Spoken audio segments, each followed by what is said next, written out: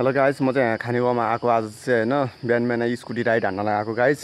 म चाहिँ अब यो बाटोमा हानिरहेको भाइ चाहिँ यहाँ ठुल्यामाहरू पुरानो गएको भएर म चाहिँ एकछिन होल्ड गरेर बसिरहेको। म नि फलाँटे पुगेर आएको। हाम्रो चाहिँ फलाँटे बजार छ। यो चाहिँ अहिले म बसिरहेको ठाउँ चाहिँ खानेगाउँ हो गाइस। खानेगाउँको यो हाम्रो गाउँमा जाने चोक हो त्यो चाहिँ। अनि यहाँबाट चाहिँ उता नुवाकोटपट्टि जाने विद्युत के अरे बटार त्रिशुली जाने बाटो यता चाहिँ। अनि यता चोकते फलाँटे यता उता उता अब के छ त्योभन्दा माथि त्यो अनुसारको ठाउँहरू जाने बाटो त्यो चाहिँ। अनि यहाँ चाहिँ हामी यहाँ पिच रोड भनेर सिक्न आएको म चाहिँ गाइस। यो चाहिँ बोर्ड हो, यहाँ टर्निङ छ भनेर। अनि यहाँबाट चाहिँ डबल तलबाट नि आउनु सक्छ गाडी भनेर राखेको बोर्ड हो यहाँ चाहिँ।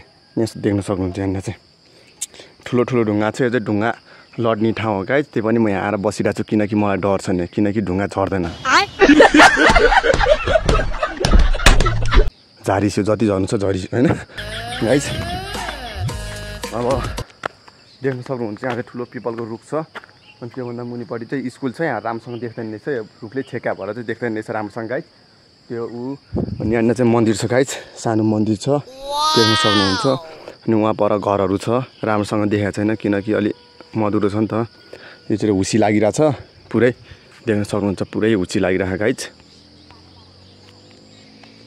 के भयो अन्नकार भयो त।